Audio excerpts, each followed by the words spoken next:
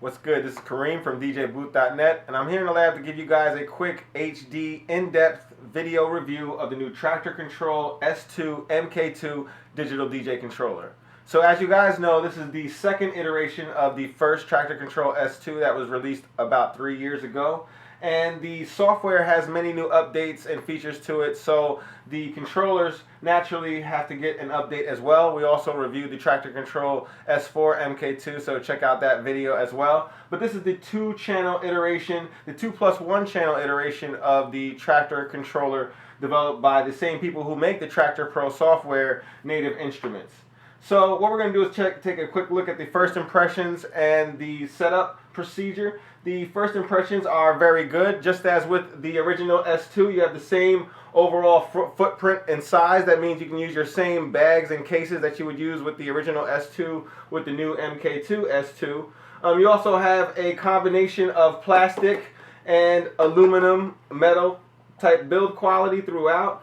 This was one of my minor gripes on the first iteration of the Traktor Kontrol S2. I thought that the combination of metal and plastic was a little bit on the lighter side and that it might not hold up to the rigors and abuse of a mobile or performing DJ. But I've been proven wrong, as these have been able to last and hold up quite well out there in the field. So that's no longer a gripe. The build quality is good. You do have plastic posts underneath all of your knobs, but they do feel still reassuring, and they still feel like they're going to last overall. You have your nice rubberized coating over all of your knobs, and then you have these hard plastic fader caps for all of your faders or sliders.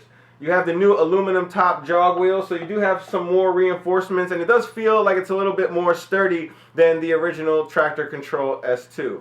For setup, the setup procedure was fairly simple. It comes bundled with the full Traktor Pro 2 software, so you get that right in the box. Actually, in the box you get a little hardware software serial number slip, so that way you can go online, download the latest Traktor 2.6.4 update, and that way you'll be able to strictly plug and play this device right into your computer. All you need then is your computer and your music files on board, and you'll be able to play with this right out of the box with the full Traktor Pro software. You can also use this with the iOS devices and the Traktor Pro DJ app, or the Traktor DJ app. It's supplied with a USB to 30-pin cable that connects to your older iOS devices. Once you install and download and run the app, which is available on the Apple App Store, you get the app, and this is, again, strictly plug and play. All you got to do is plug it right in and you're ready to go. When you're using this with the iOS Traktor DJ devices, you do need to plug in your power. We'll get to the inputs and outputs later, but you do need to plug in power when you're using this with an iOS device, and that way you can also charge your iOS device at the same time. With your computer, however, you don't have to use the power, but you have an option to. If you don't use the power plugged into the wall, then your lights will be a little bit more dim, and your volumes will be just slightly lower than if you did use your actual power in the wall. You also have the option to use this as a full-out MIDI controller. The Traktor Kontrol S2, if you press both of your shift keys simultaneously, you turn this into a full-out MIDI mappable controller, and you can switch between the two on the fly. So you can use this with any DJ software, or you can use it with Traktor with a totally different mapping underneath the original Traktor default mapping that you get. So let's take a closer look at the hardware and see what we come up with. Okay, so first up we're going to take a look at all the inputs and outputs. All the way to the left we have a microphone input, which is 1/4 inch with its own dedicated volume control knob. We also have a new booth and main control output section here that is on the S2. This is a big improvement over the original, because now you have a separate booth volume control knob on the rear, separate from the top, but you also have a little twist to it, whereas you can assign the RCA output to work with either the on the rear control knob, or if you wanted to work with the main control knob on the top of the unit. And you still always have your 1/4 inch pounding out the same signal at all times. Then you have your USB connection over here, and also the power cable. Your power cable does not always have to be connected in order to run.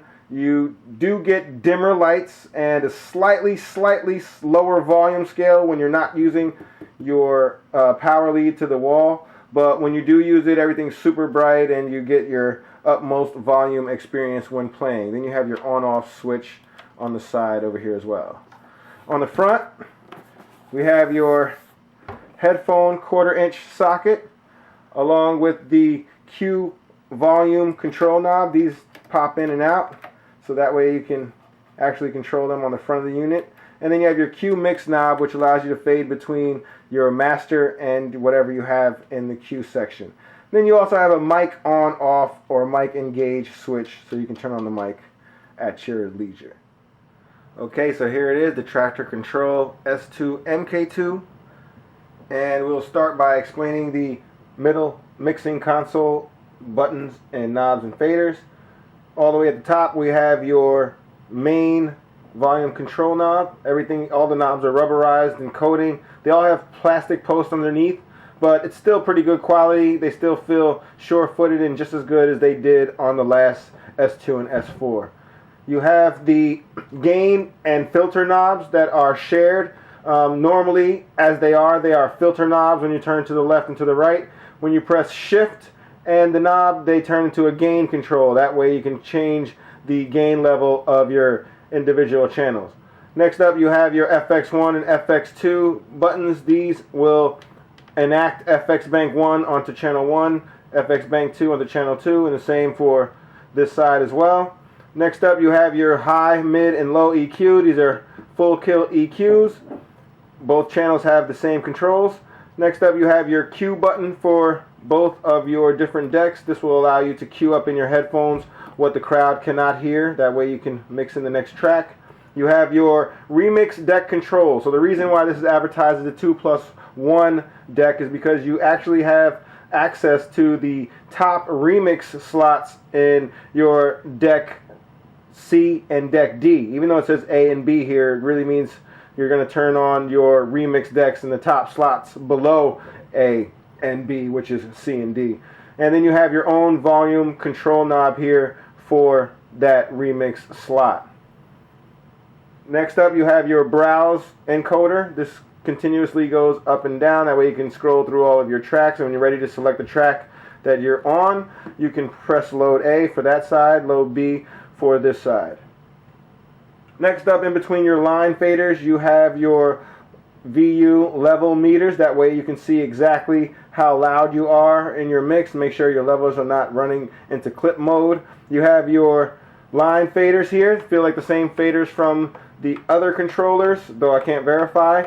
They have a nice smooth glide to them. They have more resistance than, of course, the crossfader. This crossfader feels like it has less cut-in lag than the last one. It is very quick, very short cut-in distance. I'll let you see for yourself. It's like if you have it on the sharpest setting, it's got to be less than a millimeter, definitely. So, really nice cut-in distance. It feels really, really plasticky, though. Overall, it's one of my minor gripes with the unit is that the fader does feel somewhat plasticky. Overall, it doesn't feel as professional as the rest of the controller, but again, it's better than it was before because you're getting a nice short cut-in distance and you can do all of your crabtastic scratches that you want right there on board with this fader. In order to adjust the fader curve, you have to go within the preferences and change the fader curve from sharp to soft. Depends on how you want to mix with it or if you want to scratch.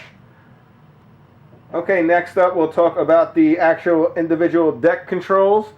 Each side has the new RGB transport and Q remix slots. This is one of the big upgrades to the Traktor Kontrol S2 MK2. All of these have a nice clear illumination to them so you can see at a glance what each one is for. Your different cue points and your different type of loops and different types of cue points all have a different color signature. So when you're saving loops or different cue points from the beginning of the track to the end points, so on and so forth, you will have a different color illuminated for each of the pads. You can also, as we said before, turn on your top slots of your remix decks using the on buttons here, and once you do that, these then turn from your hot cue buttons to your remix deck slots, your top 4 remix deck slots. So you do have some remix deck capability here, and you'll be able to access and play your remix decks from the top 4 slots in that particular remix deck. So in order to set and clear your cue points, just as with the old Traktor controller, You hear that? You hear that? in order to set, you just press it. When we go walking in, walking in, walking in. And to delete, shift. In order to delete, you press shift and your different remix slot or cue point that you're trying to delete.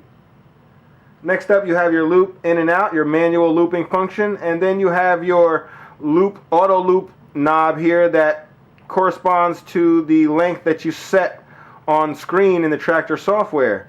So you can press the button for a quick auto loop, or you can do your manual in and out loops. Yes, you should. I love you at your word. I love you at your word. You can grow it and at your word. I love you at your latest.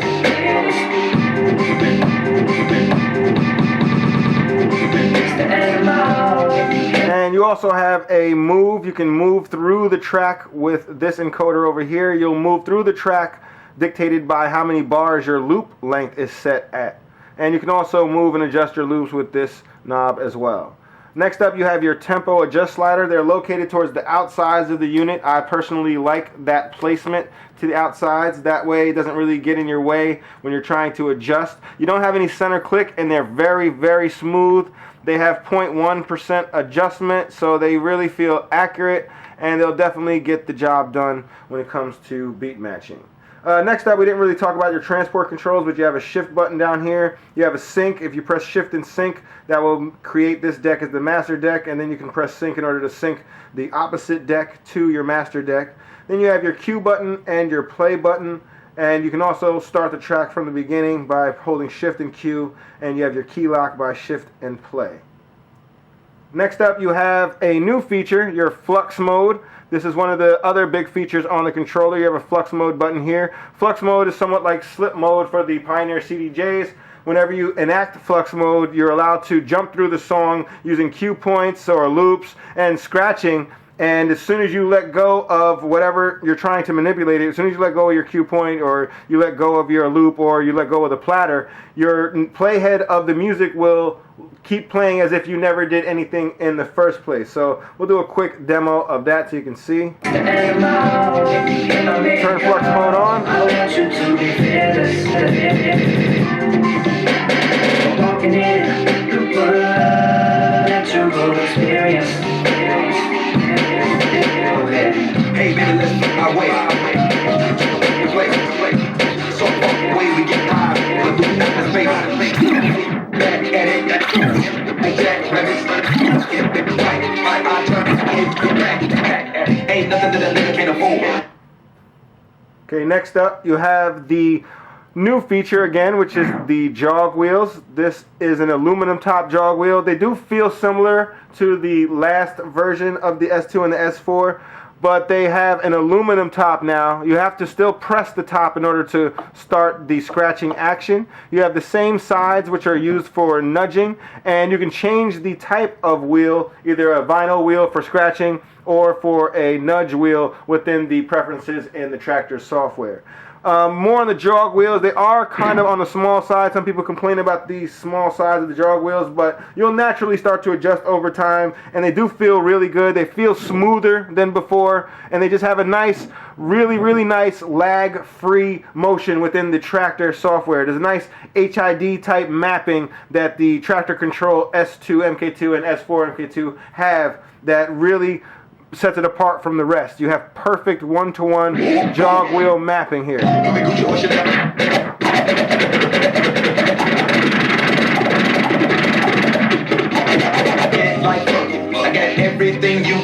So you're going to have perfect jog wheel one-to-one mapping. That's a huge selling point for the Traktor Kontrol S2. Next up, you have your effects. There are over 30 different effects within the Traktor Pro 2 software, because remember, when you're buying this controller, you're getting the Traktor Pro 2 software free.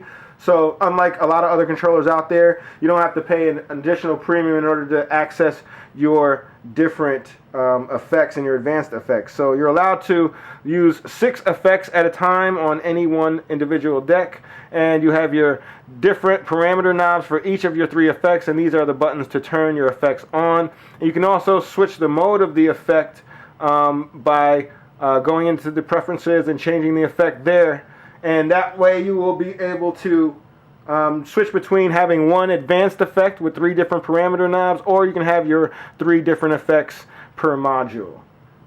And you need, I guarantee you love. Ever seen? She belong to magazine. You might seen her on the movie screen. She's so dope, now I'm a fiend. Just thinking about her, I don't need a buzz. We hard. Bring your passport, we making love. In person on the Virgin Ring. What's your like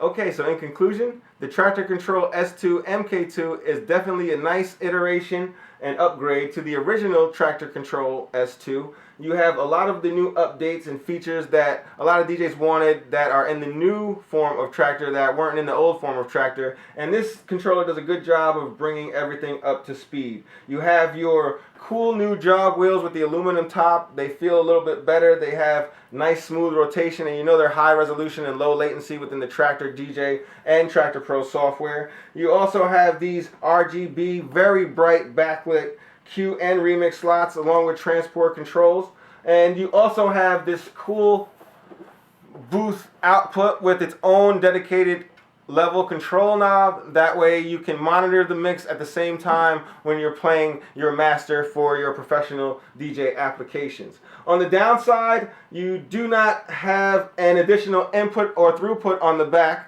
meaning you can't have an additional deck plugged in or any type of iPod just in case you have an emergency, your software shuts down and there's no way to play music through this because this is all digital. You don't have any way of putting an analog source through it. And you also have a rather plasticky feeling crossfader. Even though the crossfader is very professional in that it has a very low cut-in distance, and I was able to pull off mostly all the scratches with it, it still has a plasticky type feel while all the other controls on the controller felt more professional. But other than those 2 minor gripes, you have a very powerful Traktor Pro DJ controller here. Comes with the full Traktor Pro software. So anybody who's looking for a Traktor Pro digital DJ controller that's going to line up with this software perfectly and is going to work great with Traktor, then this is probably going to be at the top of your list. It comes in at $500. And for more on the full written review or where to purchase the unit, you can head on over to the link at the top of this description, or you can just go to www.djbooth.net. Thanks for watching.